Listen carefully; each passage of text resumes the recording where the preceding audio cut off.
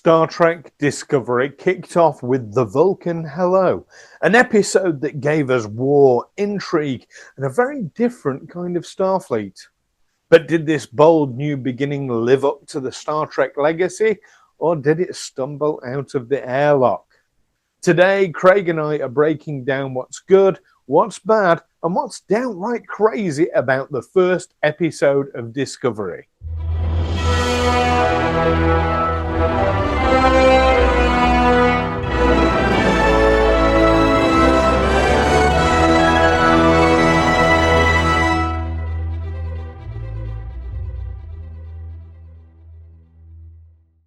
Welcome back, viewers, to another good, bad, and batshit review. Part of this series where we're focusing on the pilot episodes and the first movie, the first of the reboot movies, and so on and so forth. This time, we're looking at a totally uncontroversial series.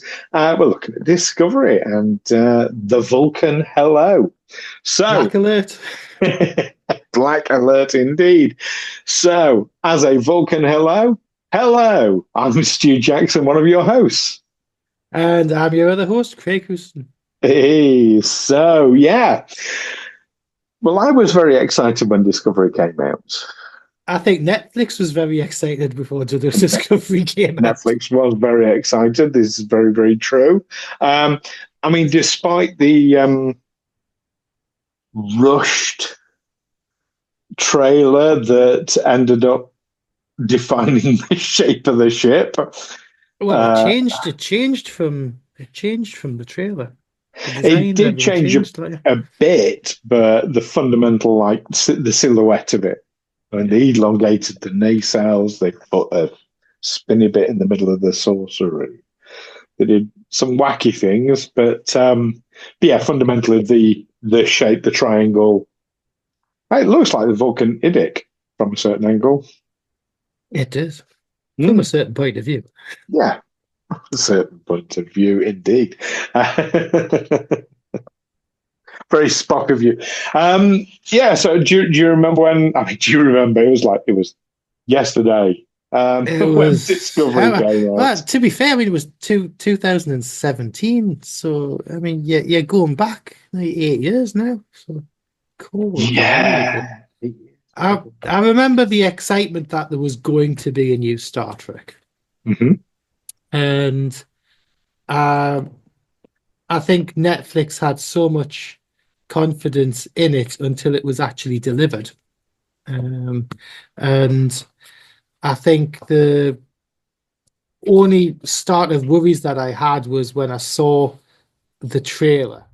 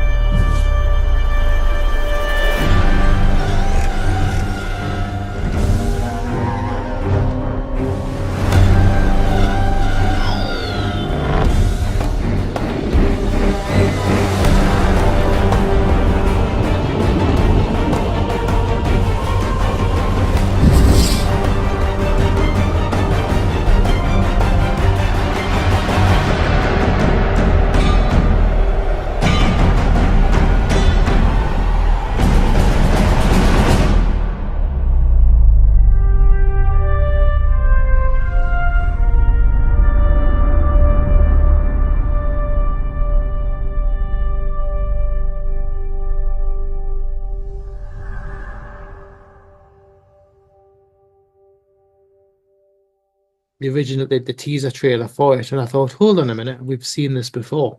We've seen the hollowed out asteroid, we've seen this shape of starship, and it was going back to the motion picture to around about the Planet of Titans time with the stole or they reused the aesthetics for the Klingons, the Klingon uniforms, the Discovery, and it's like you've used some production ideas that were discarded because they were rubbish. Yeah. And they were developed because people didn't like them, and you thought, oh look, there's all this. Oh, the fans will love this because it's something that's actually been seen before by the hardcore fans, but nothing. And oh, it's like no, no, no, no, no, no, no. It- I mean, certainly that trailer was absolutely rushed out Yes, at the it was. 11th hour. Was it for a Comic Con or was it for? It was for. Was it for something? I've slept since then, so it's hard to remember. But Oh well, put it out of my mind. that rings a bell. There was some event that they had to have, and I think they hadn't thought ahead. So it was like somebody points out to them, "Oh, by the way, there's this thing in like 2 weeks. Have you got it ready yet? Got what ready?" And Yeah. the funny thing is, as well, on the build-up, you didn't get to see anything of like uniforms, cast, and all the rest of it till really late on. Mm. I think that was why they ended up utilizing uh, the Lost Enterprise design, is because they didn't have anything at that point. They Yeah, I hadn't mean, done the CGI work. well, if you think about it, I mean, Brian Fuller, who was going to be like showrunner at Mm, the time, he was a veteran of Voyager, been he had his Star Trek stones.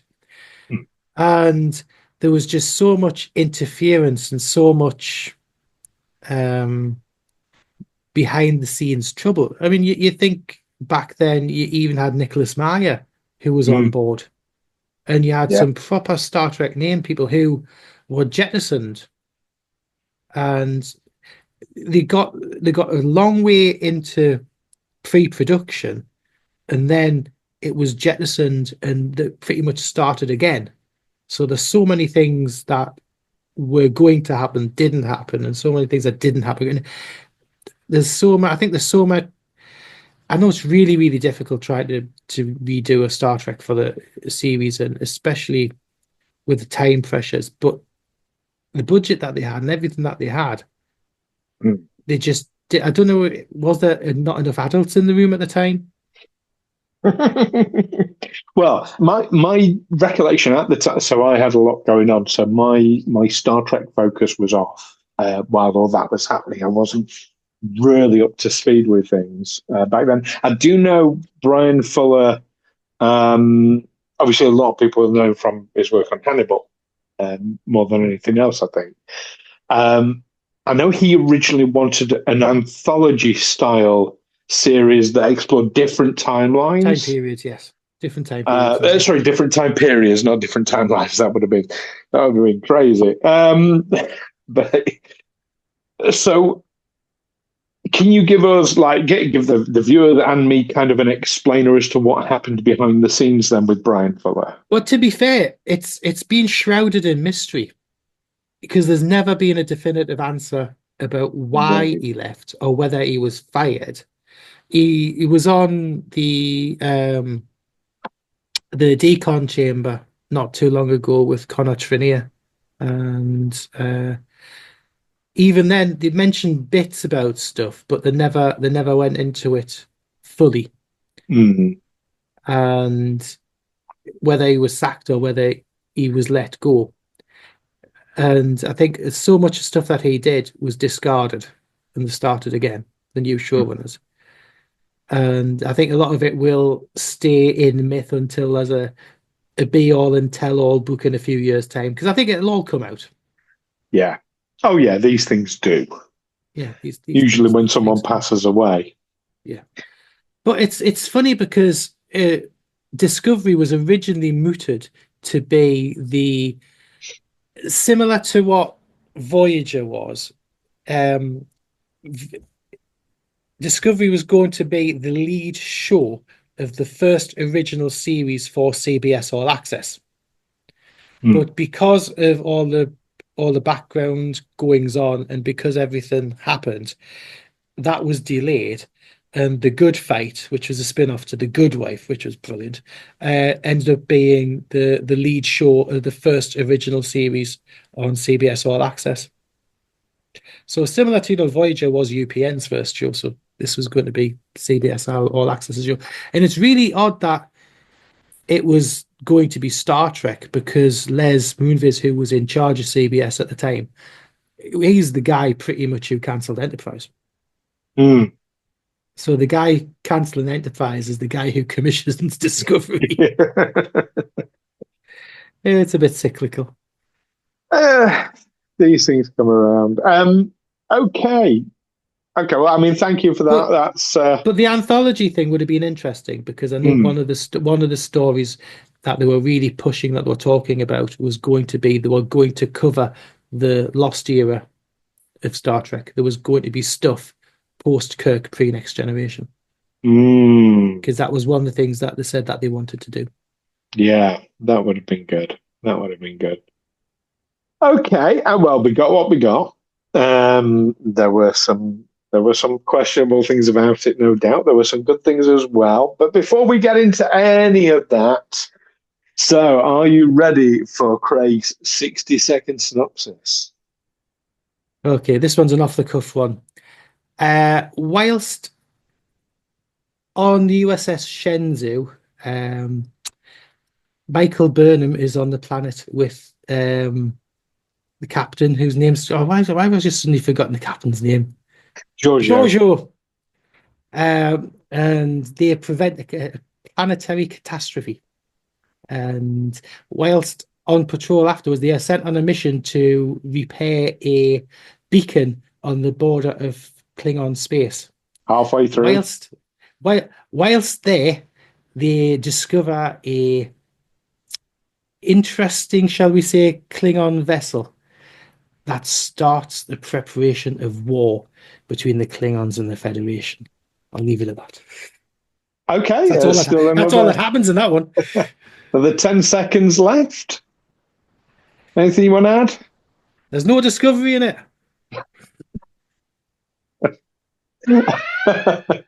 That's time up. Okay. That was not your best one. The pilot of Star Trek. Yeah, pilot of Star Trek Discovery without the Discovery. That's what I was going to say. I think your best one was the one written by Paramount. Right. But yeah, it's a brave episode to be Star Trek Discovery without the Discovery, and it's essentially a prequel episode and part of a two-parter. Now, I think it's really strange that, considering it was a two-parter, why they didn't actually do it as a movie length with that and the Battle of the Binary Star. Yeah, they could have done that as a movie length episode, and it would have made more sense. And even then, in part two, you're still not on Discovery. Nope. Don't get Discovery until after the whole pilot. And I was about to say, and of course, it's very brave to start with a character who's not a captain. Which, I mean, Deep Space Nine, I know Ben Sisko technically wasn't the captain. I mean, he not just technically, he just wasn't. But he was the commanding officer. He was the commanding officer, exactly. So to start with someone who is a member of the bridge crew, but not the main member of the bridge crew, that was quite brave as well, I felt. Yeah, and the Michael Burnham character is a brave character to do, because, I mean, yes, we only discussed in the first episode, but really part of the Battle of the Binary Stars is still part of the thing.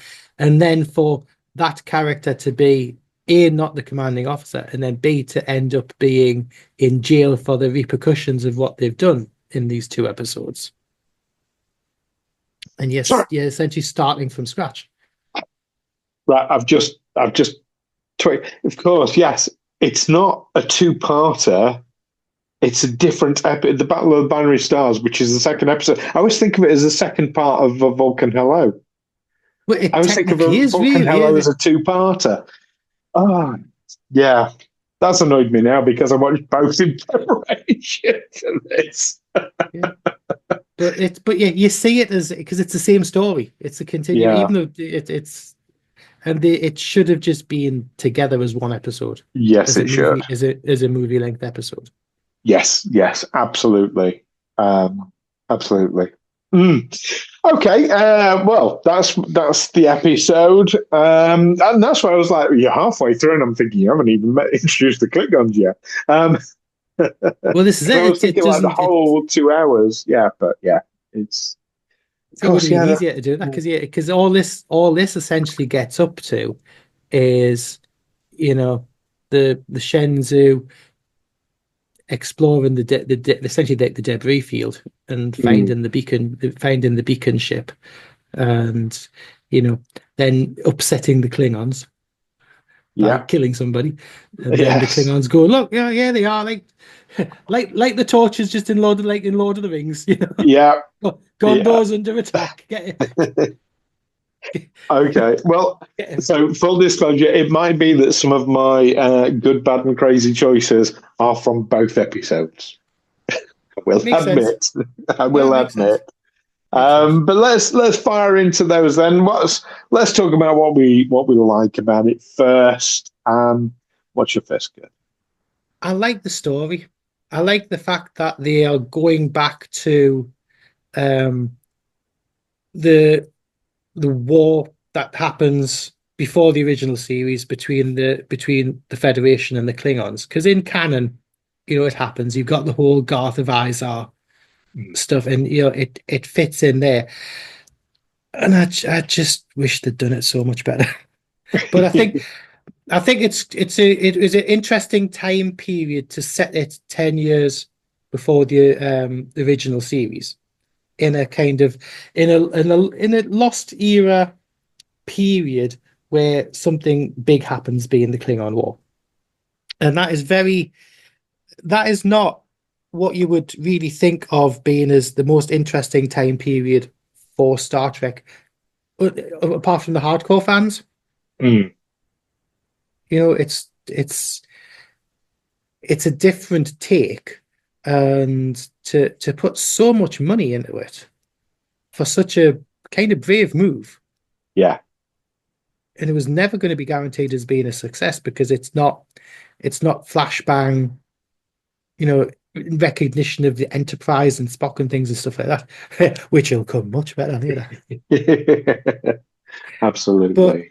I think that, and to be fair, I just think it's also a shame that the we couldn't have had a nice proper Axanar series, because essentially that's what that Star Trek Axanar was going to be, the for good or for ill of their production, which is still not out, even though it was going to be 2 years before this was actually. Axanar has been in production now for about 10 years, hasn't it? I'm gonna have to hand over my com badge for this, but I haven't seen it. You're not seeing Prelude to Axanar? No, I know, right? Well, You well, should. well. At some point in the future, when schedules allow, I'll watch it and we'll do an episode about it. There we go. That's a brave promise I'm making there, even though I'm not putting any time frame on it whatsoever. May not be this year. Okay, yeah. The story, I think that's a great call. Absolutely.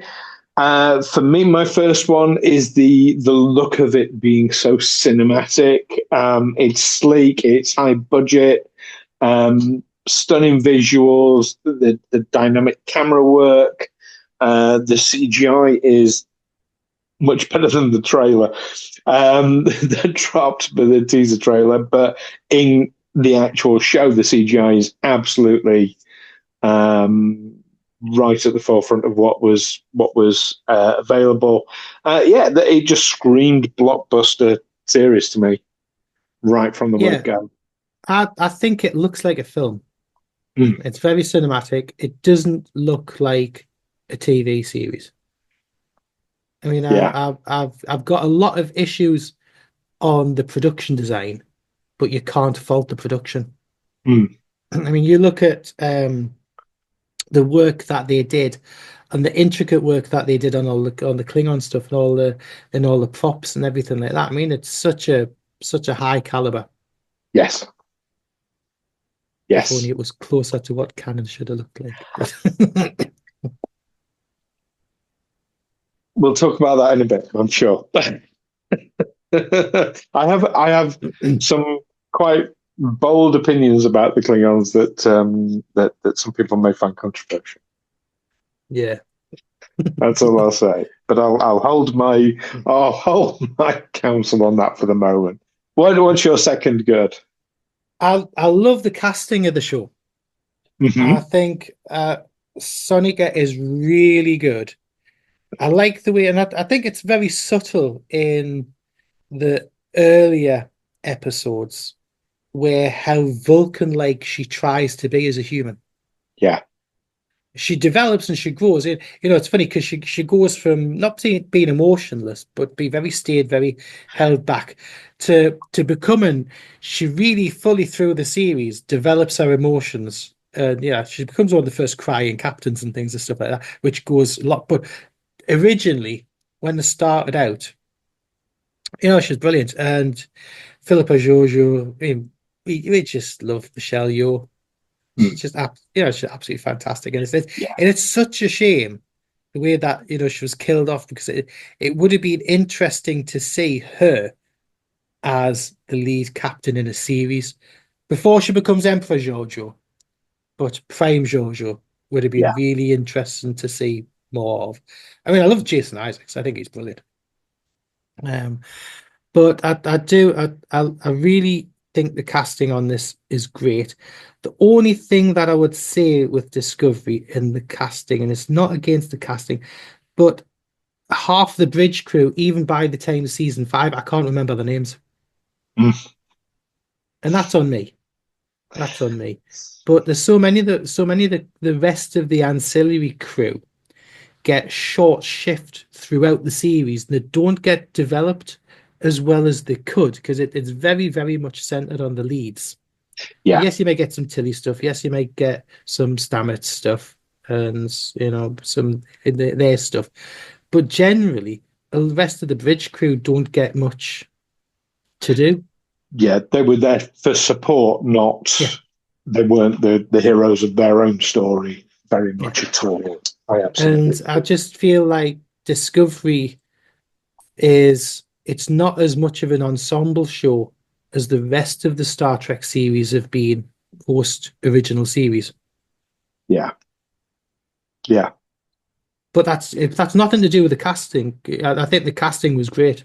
I yeah. think that I don't particularly think there's a weak link in the cast at all. No, no, I can't think of a single person who does a like even phones it in. Um, no, absolutely. That's a great call.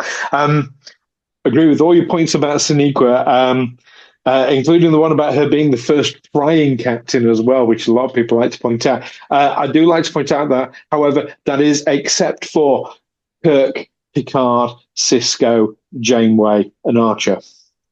But apart from them, she is the first flying captain, yes.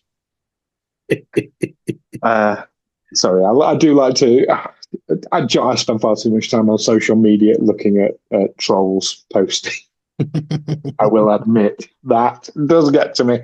Yeah, no, that's a great one, and I'll sort of dogpile on top of that a little bit with one of mine, which is Michelle Yeoh as Giorgio. Um, I think as the Emperor, I mean that's jumping ahead a little bit, but as the Emperor, I think she's better. Going back and sort of watching it again, I actually watched it this morning. Her performance as Giorgio, by comparison, can seem a little bit stilted. I felt like she didn't really know who Giorgio was entirely, but she's still a phenomenal actor who does an outstanding job. It's kind of testament to how good she is normally, I think. And yeah, to have had that opportunity to see her sort of grow and develop in that specific role, that would have been something to behold. Yeah. Absolutely. Absolutely. All right. What's your last good? And it's actually something I've already mentioned earlier, but I'll bring it back there, is the fact that it was a brave choice to do essentially the first two episodes of Discovery as a like a build up to Discovery.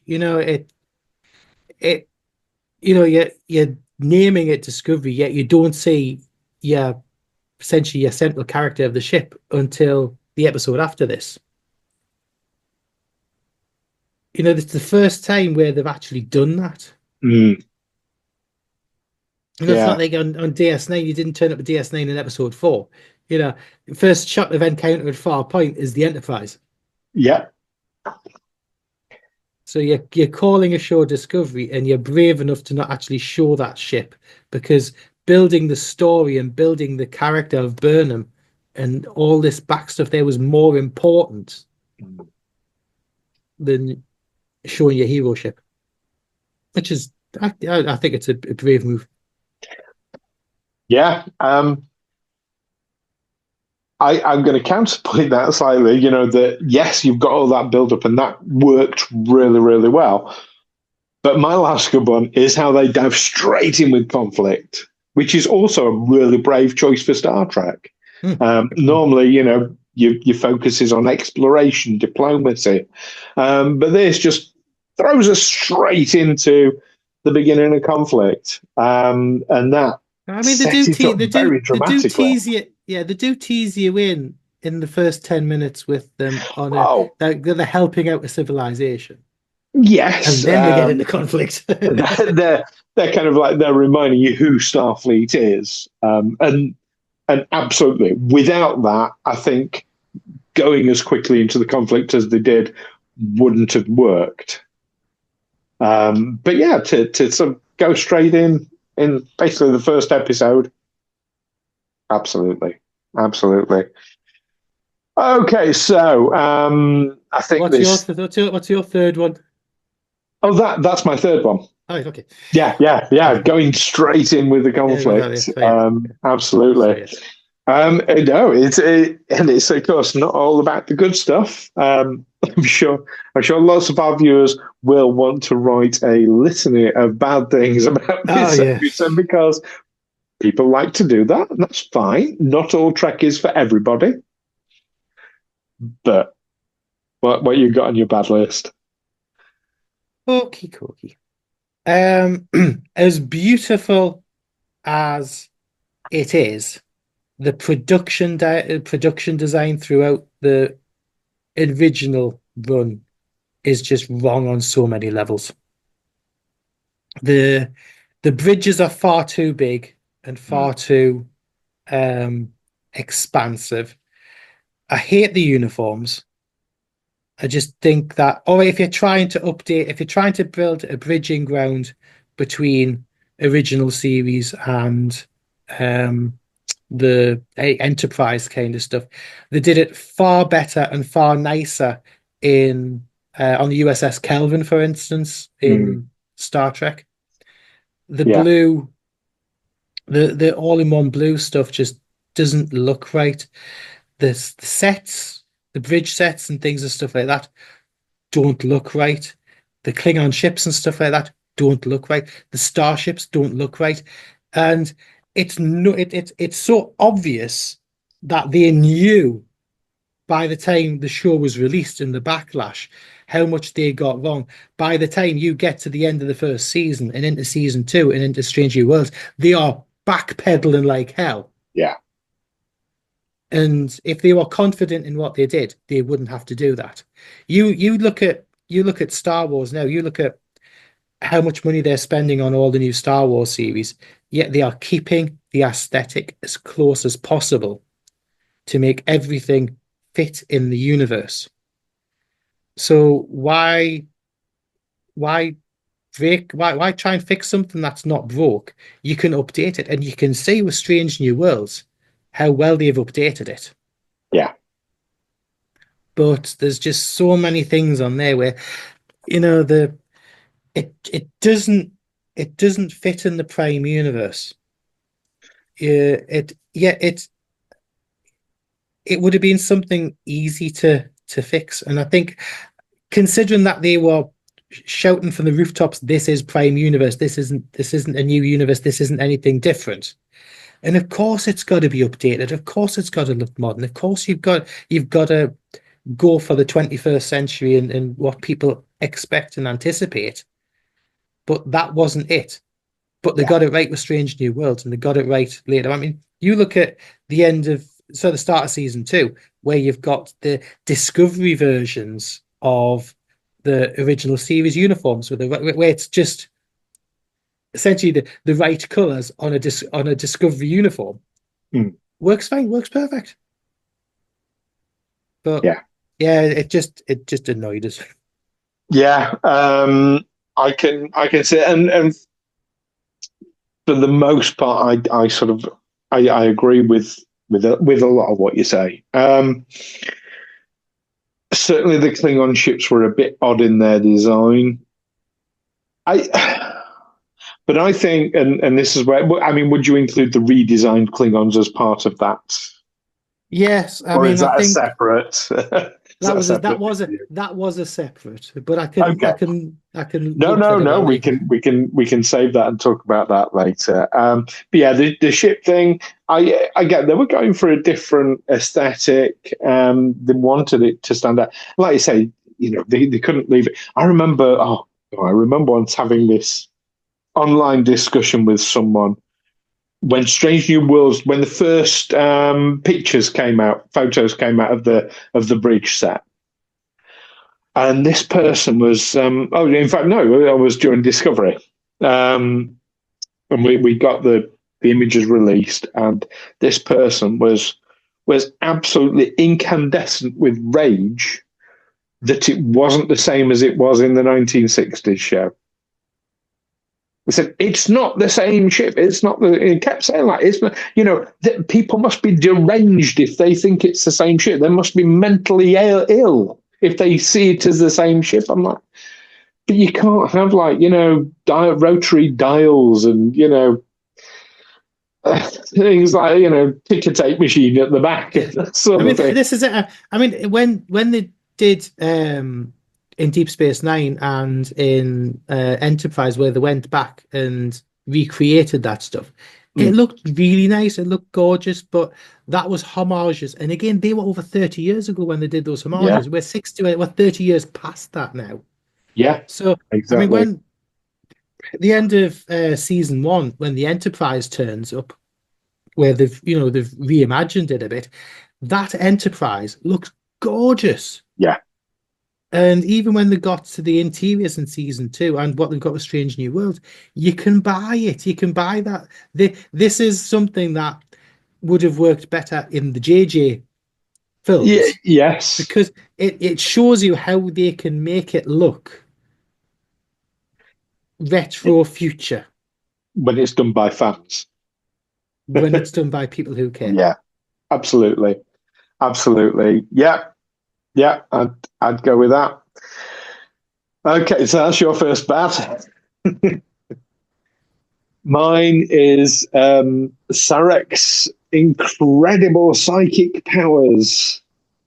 Uh, his psychic connection, and I know there's a sort of in episode explanation of she shares part of his katra, but she even says like I'm thousands of light years away.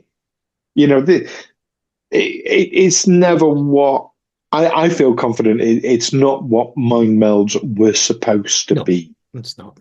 And it I don't mind things being sort of tweaked or sort of like, bending the rules here and there.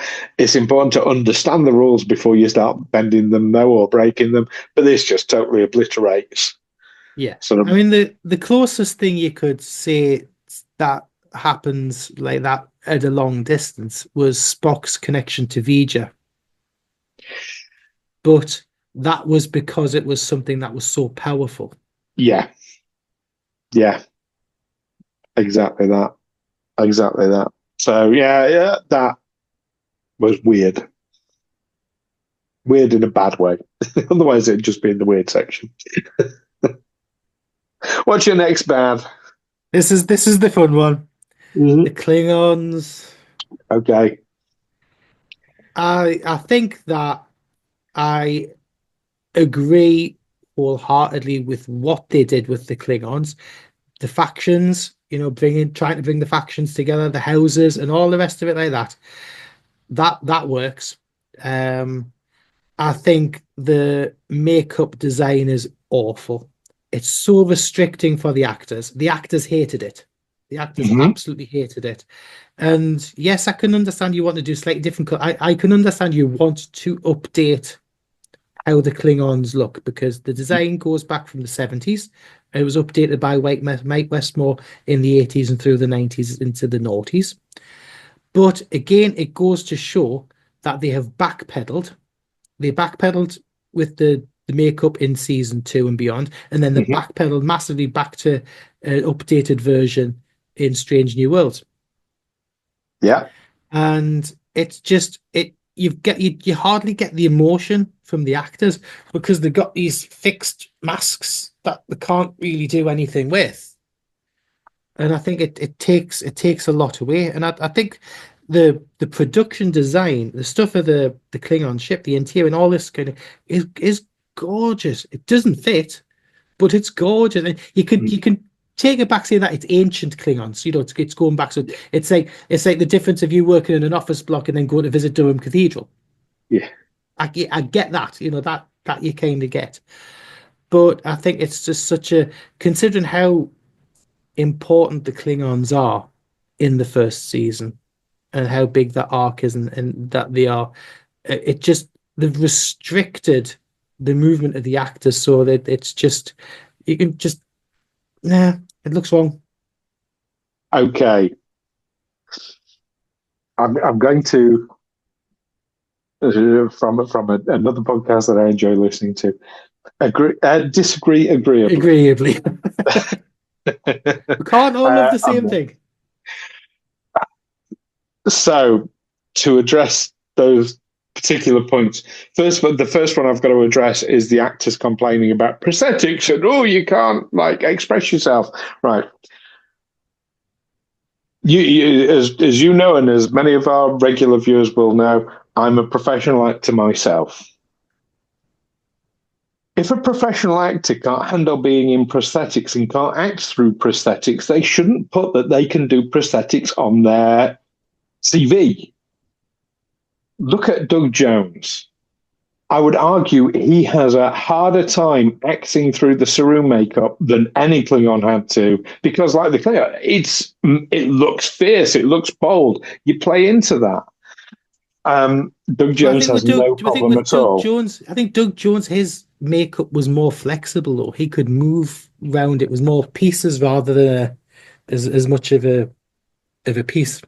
Which is why it's important to make your performance more physical around the process. You basically work with what you've got, and it's a skill. I'm not saying I'm any good at it, but here's the thing: I'm not. Anyway, I blame the actors. I think, it's heavy duty. It was full on prosthetics. But there are lots and lots and lots of examples from various movies and productions. And all right, C3. We've been mentioning Star Wars a lot recently. I don't know why, but C3PO, Anthony Daniels was able to emote perfectly well as C3PO. Well, they had more movement and more expression as Klingons than he ever did. It's a skill in its own right, and do you think more of it's also? Do you think because it's so much done in Klingon with subtitles as well? It could be. I mean, Takuvma speaks in a very slow, plodding, methodical way, which is a little bit odd. But at the time, I just took that as okay. They're kind of like they're world building. They're putting their own slant on the whole Klingon sort of vibe. yeah, maybe that's how Klingons speak, in this bold way. I don't know. I mean, we had a redesign of the Klingons for the motion picture. We had another redesign of the Klingons for subsequent movies. We had another redesign of the Klingons for the first season of The Next Generation. We had another redesign for seasons 2 onwards. We had another redesign of the Klingons for future movies. We had another the Klingons have been redesigned so many times. Discovery redesigning them. I don't know why everybody lost their shit. I don't think get it's it. just because I just think that ugly design is. I like the Blingons, which were the ones from Star Trek Into Darkness. Yeah. I think they fit. They fit, Well, and I just don't. It's a to personal me, choice. I just don't like the Discovery it, ones. it is very much a personal choice, but to me, it made them what I felt they were supposed to be in the first place, which is alien. They're not supposed to be humans with ridges. Hmm. And it what Discovery did, it made them truly alien. And it's an alien culture and an alien race. In fact, the fact that Discovery in the opening episode makes that distinction quite clear, I think is quite good.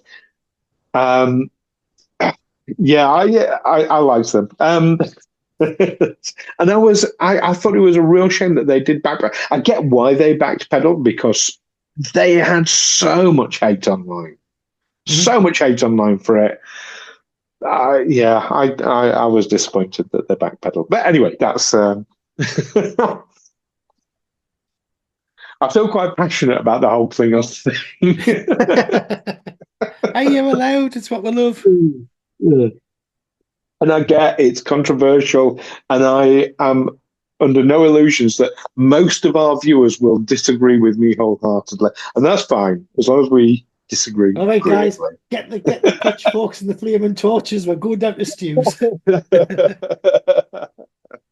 Yeah, so the Klingon design, that's your second one then. Is that So right? what's your number two then? Your number Um, two of the number twos.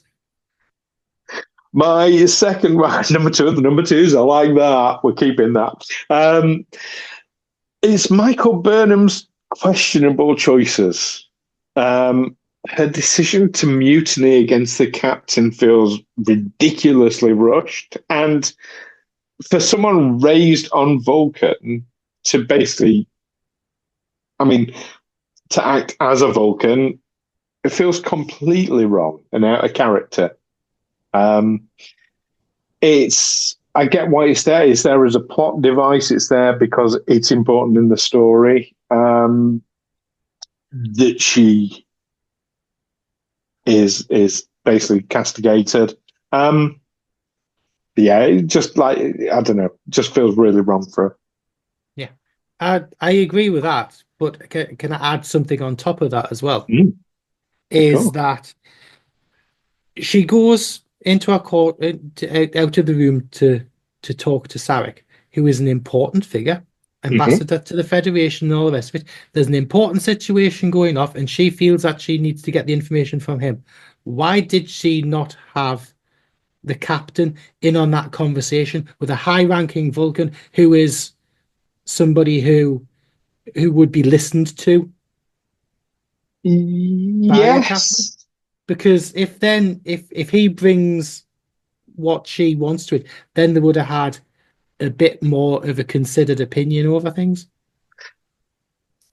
I can see that. However, in that knife edge situation, um, I can see why it's important that the captain would stay on the bridge. In fact, there's a whole thing like, "Oh, permission to leave the bridge, captain," and like Judge O'Leary says, "Are you serious?" But It's just like a it's quick relevant. conversation again, it's one of those devices that we all hate in a TV show and a film, where one quick sentence would have fixed something if people Yeah, communicating. If yeah. it was understanding kind of thing, because everything centers around just one of these like, oh, if only it said these three words. There's a borderline thing sometimes, but and it's a big thing that you always get told, like in theatre and screen and movies, is show, don't tell. Yeah. In other words, do it with action, don't do it with dialogue. And I kind of, maybe they sort of did that. Maybe it was a bit too subtle. Yeah, it's hard to get right, that one. But yeah, I can definitely see the like that would have been easy to sort out. But then we wouldn't have had the entire season. So See, there we go. my third, sorry. And this one's just a picky one. It's when Michael goes on the spacewalk over to the damaged Federation listening posting.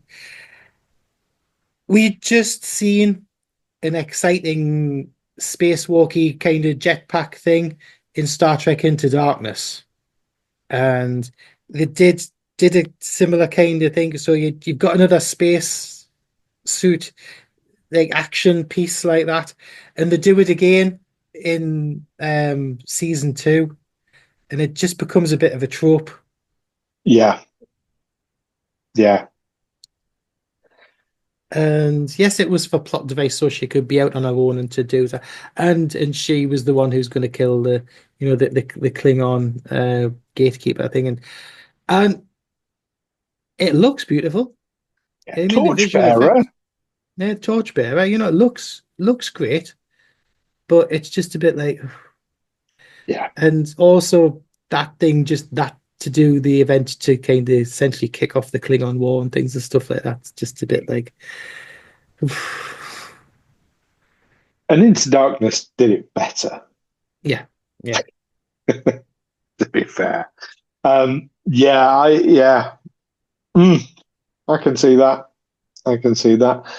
For me, my third one is the pacing of the whole thing. Just seems like they do, and I get it's a thing with pilots that it's all too easy to fall into the trap of doing it. You end up with crammed in exposition, especially that opening shot, opening scene where they're on the planet, on the dust desert planet. There's not Arrakis or Tatooine. Yeah, funny. I've got that on my batch. I've got that as one of my first Batshit ones. Okay. Well, yeah, there is a scene where they're just like, "Oh, it's well, we're here to do this and that." I mean, the captain wouldn't know why they're there. Why is she explaining the mission to the captain? That felt a bit off. So moments like that, I felt ground it to a halt, the pacing, and then it'd go flying off in like a warp 10, turning into salamanders and God knows what else. Yeah. There we go. So that was our bad. Let's move on to what was weird about it. Then you say you've got that as one of your first. Yeah, the mission on the planet to give water to the people who are going to basically starve and die is a great proper Star Trek opening. But then you've got a storm coming in, you've got all this, so then she decides that the captain decides that we're going to make a great Starfleet Delta in the sand, where there's a storm approaching, and you're going to see that. You're going to visually see that from orbit when the most you in that conversation, the most you're going to have walked is like not even half a mile. So I mean, it's clever and it's one of those things that you got to give them a hall pass for, but it makes absolutely no sense whatsoever. Yeah. If it's a visual thing, it's just like no. If it's a visual thing, get your phaser and start shooting up into the air. Yeah. Or photon flares. Mm-hmm. There we go. I've just invented a thing for Star Trek. Photon flares. Okay. I mean, so a lot of our weird things actually we've already talked about. So I will be repeating myself a little bit. The first one is, I mean, the the Klingon redesign, but the cultural sort of redesign and leaning into things. And I've focused for this in my head on the Klingon funeral ritual as a fantastic example. It's incredibly intense. Yes, it builds on something we saw in The Next Generation with Worf and, screaming out when the comrade's dead. Dies, yeah. Everybody else. And it's just like it builds on the kind of some of the weirder aspects of Klingon culture. And yeah, I thought they were quite brave for it, but yeah, it's divisive. I know. Yeah, but the funny thing is with that is they keep the Klingons screaming stuff like that, but the Klingon culture is after they do that, the Star Trek is established after the death. Generally, Klingons don't give a monkey's what happens to the body afterwards. Yeah.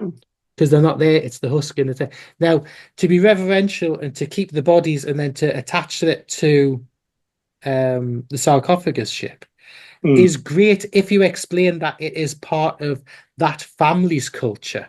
They've kept it's like on Earth everybody deals with death differently, different countries, and different religions. Yeah. But stick a sentence in to say that it's the family tradition of it's like because it's that house's ship. So it's that house's Klingon death ritual. Yes. Yeah. Or it might just be because we know in the Next Generation era that Klingons don't give a monkeys what happens to the bodies, but that's 100 years later. So who knows? Nearly 200 years later from where we're at now. Yeah. Yeah. Who knows what might have changed in that time? But yeah, that's my what you got next on your weird. I'm going to cheat.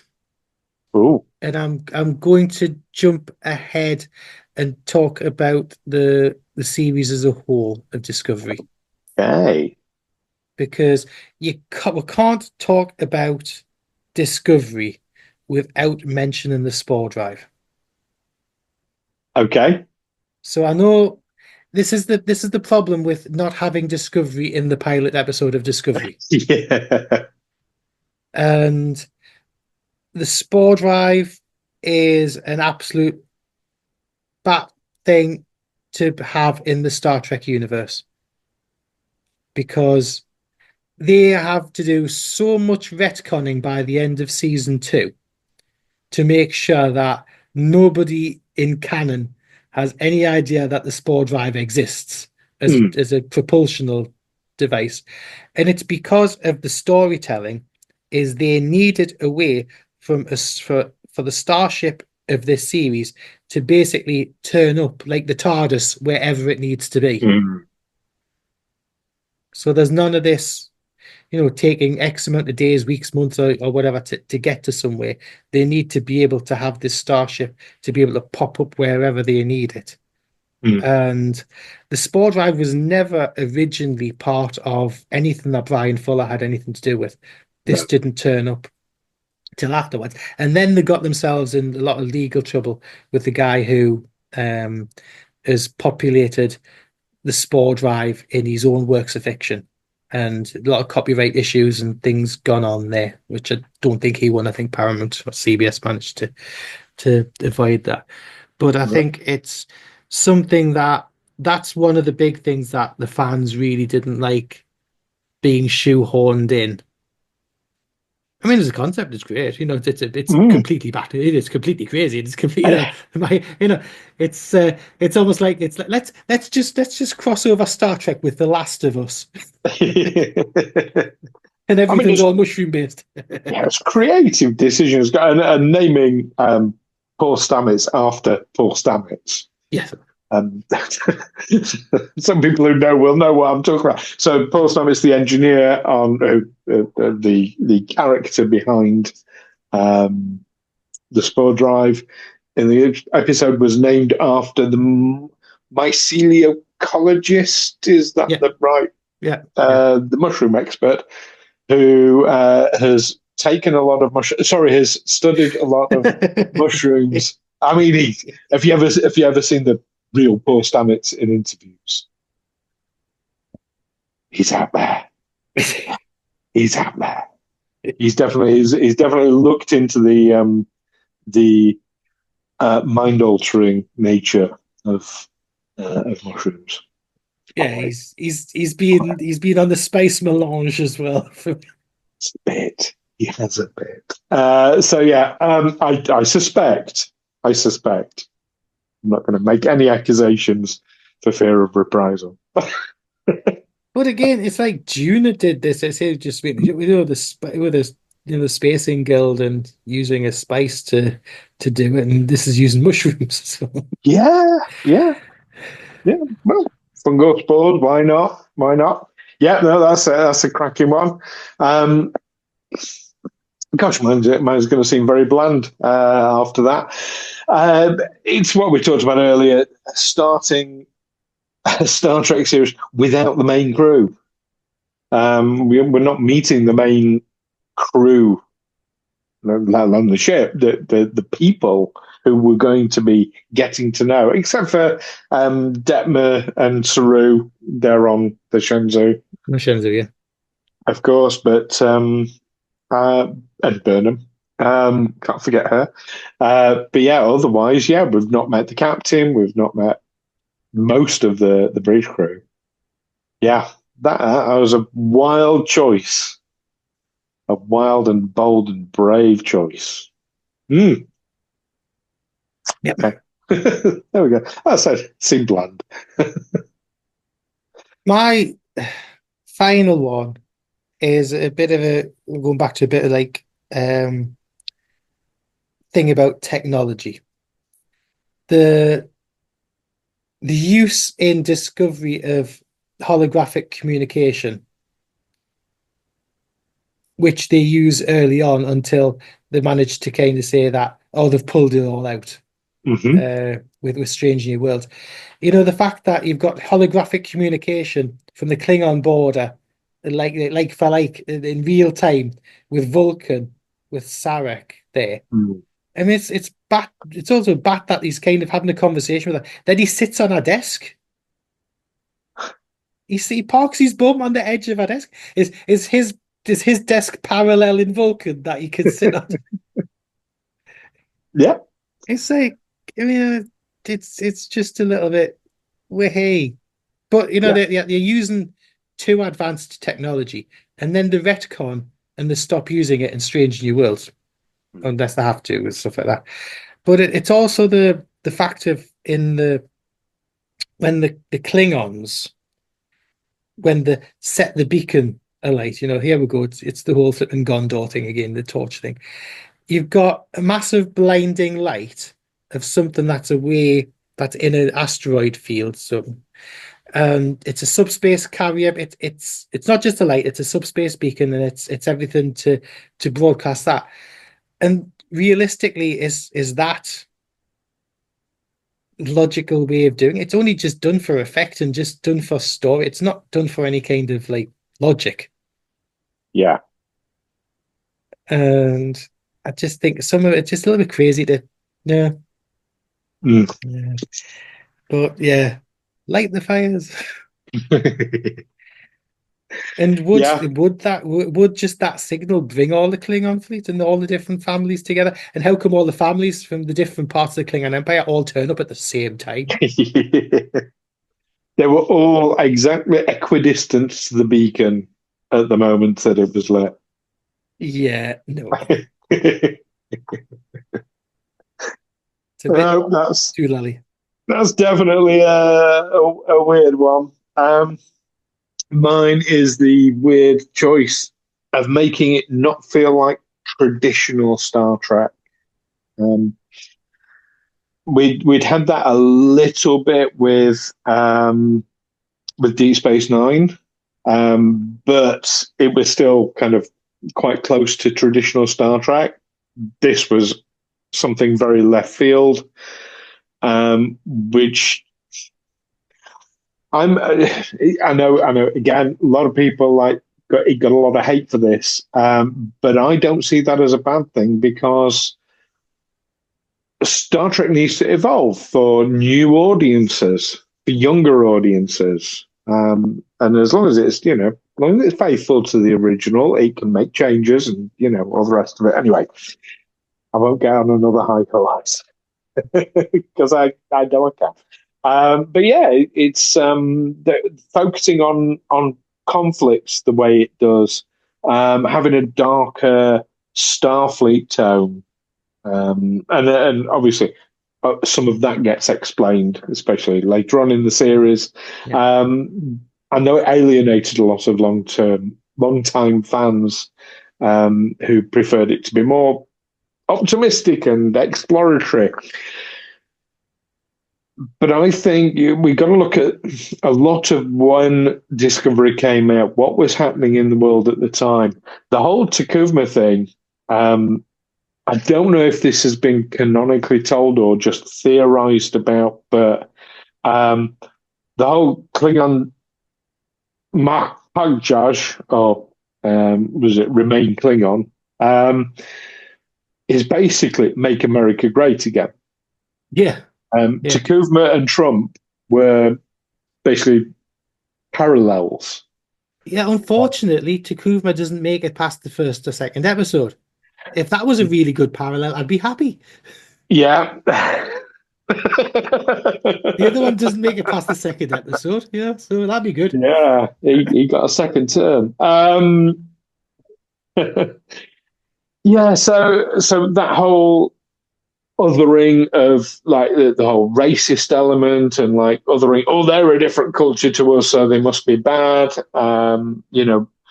Bringing together the great houses, unifying everyone in the Klingon Empire by creating an enemy of someone who wasn't really an enemy. A lot of parallels there. So yes, it felt very different to Star Trek, and it felt very dark, very much darker.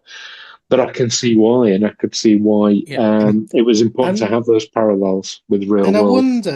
I wonder because at the time Discovery started, Paramount and CBS were back to being separate entities.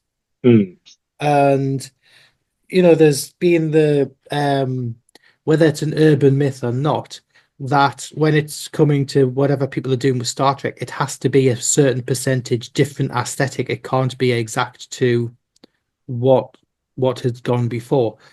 And I think it was, the choices have been made for whatever reasons. I don't think we'll necessarily, even with to be fair, there's not really that much in-depth production information on the making. Yes, you've got the Eagle Moss did the books, didn't they, with the production designs of Discovery. So I mean, hands up, I don't have them to reference to. I do, but I haven't gone through them. Yeah, but see, considering how much time and money and essentially it must have been loved by the people who are making it, for them to do it in such a way and for the fans to have such a negative reaction must be heartbreaking for a lot of the people who were working on it. Mm. Mm.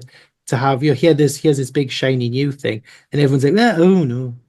Yeah, yeah. And I just wonder if they had to keep away because at this time the Star Trek Into Darkness was 3-4 years before. Beyond was only a year before this, in 2016. So this was in production, or it's starting to be in production when Beyond was being worked on and come out. So it's odd how they didn't even, just considering the production companies are very close to each other, they didn't start thinking, well, what can we utilize from the Kelvin universe that would fit with this, even though we're not paralleling it. We're not being in the Kelvin universe, but like how people are expecting old Star Trek to look in the modern age. Mm. Yeah, it would make sense that they were actively going a different direction. Yeah, that would be a good but call. like I say, Strange New Worlds, which we'll come to soon, aesthetically. Yes, absolutely. We love Strange New Worlds, but we won't be talking about that next week. In fact, I bet we're not going to mention what we're talking about next week because I bet a lot of our viewers can't guess what we're going to be talking about next week. Put in the comments below, see what you think it'll be next week. The last surviving Battlestar Galactica. It's definitely Star Trek. But there we have it, though. That's our mission report on the good, bad, and batshit of a Vulcan Hello, and also the Battle of the Binary Stars, as it turned out. If you enjoyed this Deep Space debrief, then engage your impulse to like, share with your fellow Trekkies, and fire off your reactions in the comments below. What did you think was the best, the worst, and the outright craziest moments of these two episodes? And don't forget to subscribe as well and hit the bell so you never miss a single review as we chart new Star Trek territory. So until next week, when we'll be doing something you don't expect, unless you manage to guess right in the comments below, peace and long life. Live long and prosper, guys.